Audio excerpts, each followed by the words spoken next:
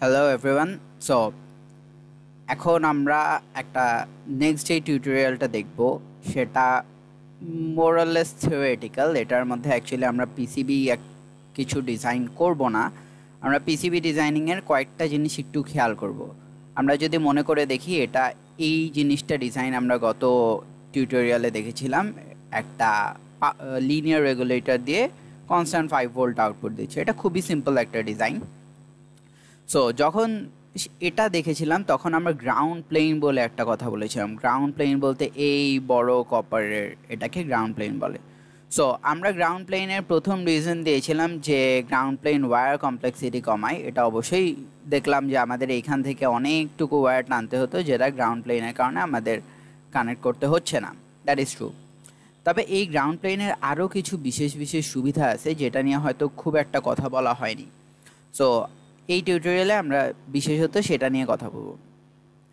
প্রথম জিনিস হলো, যদি এইটার মধ্যে, যদিও এটা একটা ডিসি, এটার মধ্যে ফ্রিকোয়েন্সি রিলেটেড কিছু খুব একটা কাজ করবে না, কিন্তু আমরা যখন অ্যানালগ সার্কিট নিয়ে কাজ করব, হাই ফ্রিকোয়েন্সি সার্কিট নিয়ে কাজ করব, এই গ্রাউন্ড প্লেনটা আমার ইলেকট্রোম্যাগনেটিক ইন্টারফারেন্স বা ইলেকট্রোম্যাগনেটিক এমিশন যেটা আছে সেটার ব্লকার হিসেবে কাজ করে।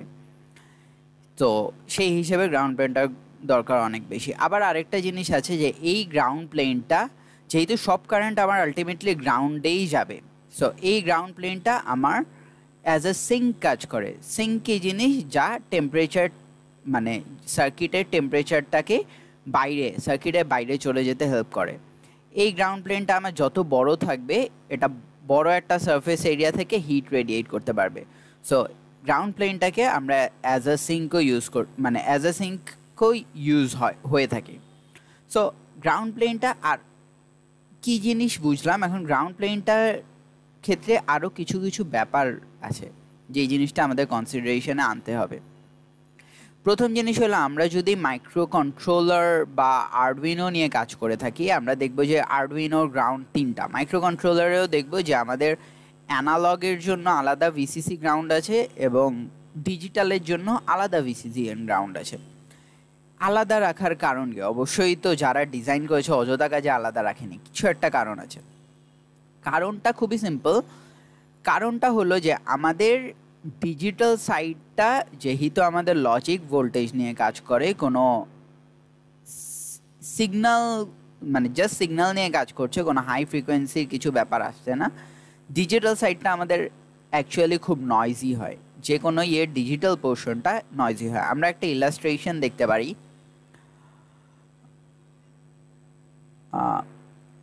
এই ইলাস্ট্রেশনে দেখতে পারি যে আমাদের এই পোর্শনটা অ্যানালগ সার্কিট, এইটা আমাদের ডিজিটাল সার্কিট। অ্যানালগ সার্কিট খুব হারমোনিতে থাকে, এর মধ্যে নয়েজ খুব কম থাকে, অ্যান্ড ডিজিটাল সার্কিটে নয়েজ অনেক বেশি হয়। এখন ডিজিটাল সার্কিটে নয়েজ যেটা হয়, সেটা যদি সেই নয়েজটা কোনোভাবে অ্যানালগ সার্কিটে চলে যায়, তাহলে অ্যানালগ সার্কিটের যেই কাজগুলি আছে সেটাকে সে ডিসরাপ্ট করতে পারে। সো আমাদের কাজ হবে অ্যানালগ সার্কিটকে নয়েজ ফ্রি রাখা। অ্যানালগ সার্কিটকে নয়েজ ফ্রি রাখার জন্য, এখন ডিজিটাল সার্কিট আর অ্যানালগ সার্কিটের গ্রাউন্ড যদি সেম হয়, একটা সেম গ্রাউন্ড প্লেনে থাকে, তাহলে এখানে সব নয়েজগুলি এখানে চলে যাবে, আর অ্যানালগ সার্কিট তার নিজের মতো ঠিকভাবে কাজ করতে পারবে না। তাই আমাদের একটা কনসেপ্ট ইউজ করতে হবে যেটাকে বলা হয় ground plane separation. Ground plane separation বলতে কি বোঝায়? গ্রাউন্ড প্লেন সেপারেশন বলতে বোঝায় যে আমাদের অ্যানালগ সার্কিটের জন্য একটা গ্রাউন্ড থাকবে, ডিজিটাল সার্কিটের জন্য আরেকটা গ্রাউন্ড থাকবে। এখন গ্রাউন্ড বলতে কি বোঝায়? গ্রাউন্ড বলতে আসলে আমরা মাটিকে বোঝাচ্ছি না। গ্রাউন্ড বলতে আমরা একটা রেফারেন্স বোঝাচ্ছি, যেই রেফারেন্সের সাপেক্ষে সবগুলি আলাদা আলাদা ভোল্টেজ ক্যালকুলেট করা হয়। সো যেটাকে আমরা রেফারেন্স ধরছি, এখন অ্যানালগ সার্কিটে যদি একটা রেফারেন্স থাকে, ডিজিটাল সার্কিটে আরেকটা রেফারেন্স থাকে, এটা সম্ভব না। আমার পুরো সার্কিটে একটাই, unless it is an isolated circuit, যেটা নিয়ে একটু পরে আসবো। সো পুরো সার্কিটে আমার একটাই রেফারেন্স থাকতে হবে। সো আমরা কি করব? আমরা দুইটার জন্য আলাদা আলাদা গ্রাউন্ড প্লেন দিয়ে তাকে একটা সরু তার দিয়ে কানেক্ট করব। সেটা কেন করব তা একটু পরে আসছি, তার আগে আরেকটা ব্যাপার বলে নেই যে কিছু কিছু জিনিস আছে। ফর এক্সাম্পল মোটরে অনেক স্পার্কস অ্যান্ড আর্কস ক্রিয়েট হয়। সো ওটা মোটরের ভিতরে ক্রিয়েট হয়, কিন্তু মোটরের মুভমেন্টের ফলে একটা হাই নয়েজ ক্রিয়েট হয়। এই নয়েজটা যদি অ্যানালগ বা ডিজিটাল সার্কিটের সাথে কানেক্টেড থাকে তাহলে দোনোটাকেই এই নয়েজটা নয়েজি করে ফেলে, অ্যানালগ সার্কিটকেও নয়েজি করে ফেলে, ডিজিটাল সার্কিটকেও নয়েজি করে ফেলে। সো আমাদের উপায় কি, আমাদের দুই রকমের উপায় আছে। প্রথমে পিসিবি ডিজাইন করব যেন এই মোটরের গ্রাউন্ডটা, অ্যানালগ সার্কিটের গ্রাউন্ডটা এবং ডিজিটাল সার্কিটের গ্রাউন্ডটা আলাদা থাকে।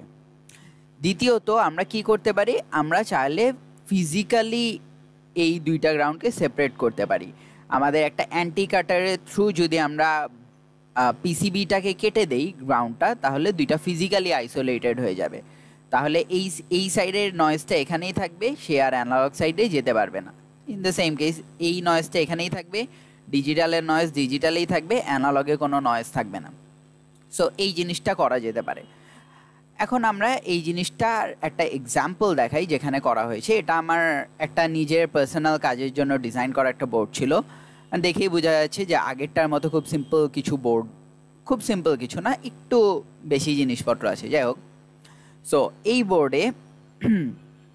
বোর্ডের কাজটা একটু বুঝিয়ে নিলে হয়তো গ্রাউন্ড প্লেন সেপারেশনের ব্যাপারটা ক্লিয়ার হয়ে যাবে। সো এই বোর্ডের কাজ হলো যে প্রথমে এই সেকশনটা হলো আমার অ্যানালগ অর কন্ট্রোল সেকশন। এই বোর্ডের কাজ হলো আমি এখানে একটা ভোল্টেজ দিব, সেই ভোল্টেজটা একটা ডিসি ভোল্টেজ হবে, সেই ডিসি ভোল্টেজটা এইখানে ডিসি ভোল্টেজটা একটা পালসে কনভার্টেড হবে। ওকে, একটা পালসে কনভার্টেড হবে অ্যান্ড এখান থেকে কন্ট্রোল সিগন্যাল যাবে, কন্ট্রোল সিগন্যালের থ্রু সেই পালসটা আমার ট্রান্সফরমারে যাবে, ট্রান্সফরমারের থ্রু সেই পালসটা আমার স্টেপ ডাউন হবে, স্টেপ ডাউন হয়ে সেটাকে আমি আবার রেকটিফাই করে আউটপুট দেব। সো এটা কি করছে, এটা আমার অ্যাকচুয়ালি একটা স্টেপ ডাউন কনভার্টার। সো এই স্টেপ ডাউন কনভার্টারের তিনটা আলাদা আমরা দেখতে পাই, তিনটা গ্রাউন্ড প্লেন, এই একটা গ্রাউন্ড প্লেন, এই একটা গ্রাউন্ড প্লেন, এই একটা গ্রাউন্ড প্লেন। এটা কারণ হলো এটা হলো একটা isolated step down converter. Isolated step down converter বলতে কি বোঝায়, আইসোলেটেড স্টেপ ডাউন কনভার্টার বলতে বোঝায় যে আমার ইনপুট সাইড অ্যান্ড আউটপুট সাইডের মধ্যে কোনো সম্পর্ক থাকবে না, দ্যাট ইজ তাদের রেফারেন্সটা আলাদা হবে বা তাদের গ্রাউন্ডটা আলাদা হবে। এটা আমাদের ইনপুট সাইড, এটা আমাদের আউটপুট সাইড। আমরা দেখতেই পাচ্ছি যে ইনপুট সাইডের কোনো গ্রাউন্ড আর আউটপুট সাইডের গ্রাউন্ডে কোনো কানেকশন নেই, এটা একটা আলাদা গ্রাউন্ড, এটা একটা আলাদা গ্রাউন্ড। এবার আমার ইনপুট সাইডে দুটো পার্ট আছে, এই পার্টটা হলো কন্ট্রোল পার্ট যেখানে পালস জেনারেট করবে, এই পার্টটা হলো পাওয়ার পার্ট যেখানে পালসটাকে আমার অ্যাকচুয়ালি ট্রান্সফরমারে পাঠানো হবে। এখন পাওয়ার পার্টে আমার নয়েজ বেশি থাকে, সেই নয়েজটা আমার কন্ট্রোল পার্টে যেতে পারবে না, এটা হলো আমাদের মেইন মোটিভ। সো যেহেতু পাওয়ার পার্টের নয়েজটা আমরা কন্ট্রোল পার্টে পাঠাবো না, আমাদের যদি সেম গ্রাউন্ড প্লেন থাকতো তাহলে এখানের নয়েজগুলি এখানে চলে যেত, আমার এখানে একটা এসএমডি আইসি আছে, এই আইসিটার কাজটা ডিসরাপ্ট করে দিত। সো আমি এই জিনিসটা হতে দিতে পারবো না। তো আমি কি করলাম, আমি এখানে দেখতে পারবো যে আমি অ্যাকচুয়ালি এই একটা গ্রাউন্ড, এখানে একটা গ্রাউন্ড আছে, এই একটা গ্রাউন্ড। এখন এইটা আমার ইনপুট সাইড, এটা আমার আউটপুট সাইড, আমি পাওয়ার সাইড আর কন্ট্রোল সাইডের গ্রাউন্ড সেপারেট করে দিলাম, কিন্তু পাওয়ার সাইড আর কন্ট্রোল সাইড দোনোটাই তো আমার ইনপুট সাইডের পার্ট, আমার তো আউটপুট সাইডের পার্ট না এগুলি। যেহেতু এই দুইটা ইনপুট সাইডের পার্ট, তাদের রেফারেন্স তো অবশ্যই সেম হতে হবে। সো রেফারেন্স সেম হতে হবে, কিন্তু আমি তো এগুলিকে সেপারেটলি আইসোলেট করে দিলাম। তাহলে রেফারেন্স সেম করতে কি করব, এই যে আমরা একটু জুম করলে দেখতে পারবো খুবই চিকন একটা তার দিয়ে এই গ্রাউন্ডটা আর এই গ্রাউন্ডটা কানেক্ট করে দিয়েছি। এখানেও এই গ্রাউন্ডটা আর এই গ্রাউন্ডটা খুবই চিকন একটা তার দিয়ে কানেক্ট করে দিয়েছি।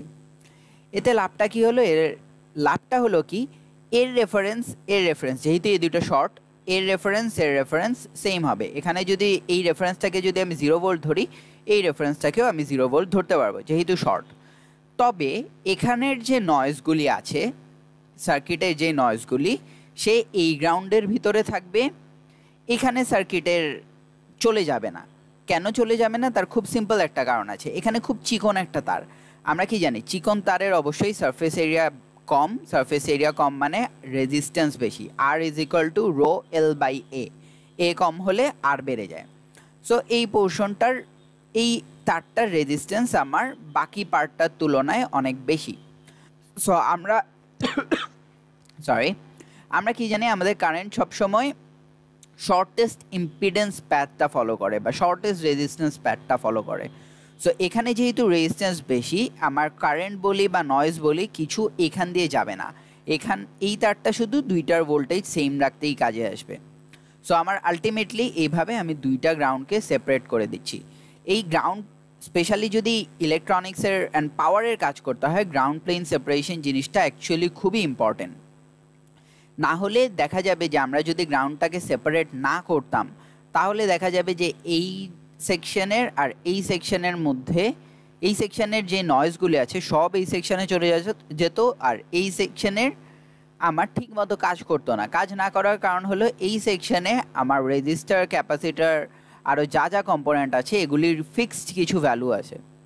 সেই ভ্যালুগুলি দিয়েই সে পুরা জিনিসটা কন্ট্রোল করছে, বা সেই ভ্যালুর কারণে যেই ভোল্টেজটা ক্রিয়েট হচ্ছে সেটা দিয়েই পুরা সব কিছু কন্ট্রোল হচ্ছে। এখন যদি নয়েজ এসে যায়, অবশ্যই আমার ভোল্টেজ লেভেল বলি বা ভ্যালুগুলি সব কিছুতেই কিছু না কিছু চেঞ্জ আসবে। যে আমার রিকোয়ার্ড ভোল্টেজ লেভেল বা সিগন্যালটা রিকোয়ার্ড যেরকম হওয়ার কথা, সিগন্যালটা সেরকম আসবে না। হয়তো সিগন্যালের ফ্রিকোয়েন্সিতে কিছু চেঞ্জ আসলো, কিছু ইন্টারফারেন্স আসলো। সো কাজেই আমার কন্ট্রোল সেকশনটা তখন কাজ করবে না। সো যখন আমাদের হাতে এরকম কাজ পড়বে যে আমাদের কন্ট্রোল সেগমেন্ট বলে একটা পার্ট থাকবে, পাওয়ার সেগমেন্ট বলে একটা পার্ট থাকবে, অথবা অ্যানালগ সেগমেন্ট বলে একটা পার্ট থাকবে, ডিজিটাল সেগমেন্ট বলে একটা পার্ট থাকবে, সেই ক্ষেত্রে আমরা কি করব, সেই ক্ষেত্রে দুইটা আলাদা আলাদা গ্রাউন্ড প্লেন দিব এবং সরু একটা তার দিয়ে তাদেরকে কানেক্ট করে দিব। তাদেরকে যদি কানেক্ট না করি তাহলে চলবে না, কারণ পুরোটাই যেহেতু একই সাইড, ইনপুট সাইড, দোনোটার রেফারেন্স সেম হতে হবে।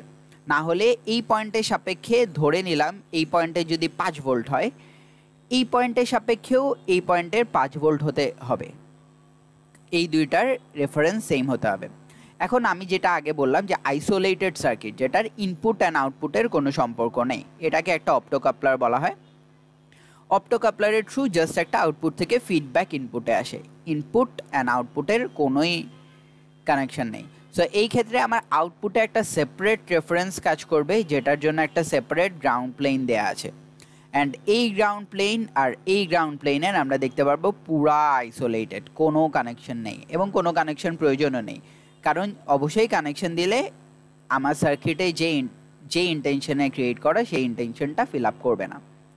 সো গ্রাউন্ড প্লেন কী জিনিস, আরেকটা ব্যাপার আছে যে এইদিকে একটা খুব ইম্পর্টেন্ট জিনিস আছে যে আমাদের ইনপুট সাইডে ভোল্টেজটা খুব হাই হবে এবং আউটপুট সাইডে ভোল্টেজটা খুব লো হবে। আমাদের এটা যেহেতু বাক ট্রান্সফর্মার, বাক আইসি, সো বাক কনভার্টারের যে কাজ হলো সে ভোল্টেজ স্টেপ ডাউন করে। সো আমরা ট্রান্সফর্মারের থ্রু আমি ভোল্টেজটা বা পাওয়ারটা ট্রান্সফার করছি ইনপুট থেকে আউটপুটে। সো আমার ইনপুটের যে পাওয়ার, আউটপুটের পাওয়ার অবশ্যই সেম থাকবে, মানে থিওরিটিক্যালি সেম থাকবে। দ্যাট ইজ ইনপুটে হাই ভোল্টেজ, আউটপুটে লো ভোল্টেজ। সো ইনপুটে আমার একটা লো কারেন্ট থাকবে অ্যান্ড আউটপুটে আমার একটা হাই কারেন্ট থাকবে। যেহেতু আমার আউটপুটে একটা হাই কারেন্ট থাকবে, সো আমি খেয়াল করতে পারি যে আমার ইনপুট সাইডগুলি তারগুলি খুব চিকন, রাউটিংগুলি খুব একটা মোটা না, কিন্তু আউটপুট সাইডগুলির রাউটিংগুলি খুব মোটা, কারণ এখান দিয়ে যেহেতু একটা হাই কারেন্ট পাস করবে, যেখানে হাই কারেন্ট পাস করবে সেই সেকশনে আমরা সবসময় রাউটিং মোটা রাখার চেষ্টা করব, না হলে পিসিবির ওয়্যার পুড়ে যাওয়ার একটা সম্ভাবনা আছে। এখানে আমার রাউটিং মোটা রাখার খুব দরকার নেই, কারণ এখানে খুব বেশি একটা হাই কারেন্ট পাস করছে না। Okay, so that's all for now.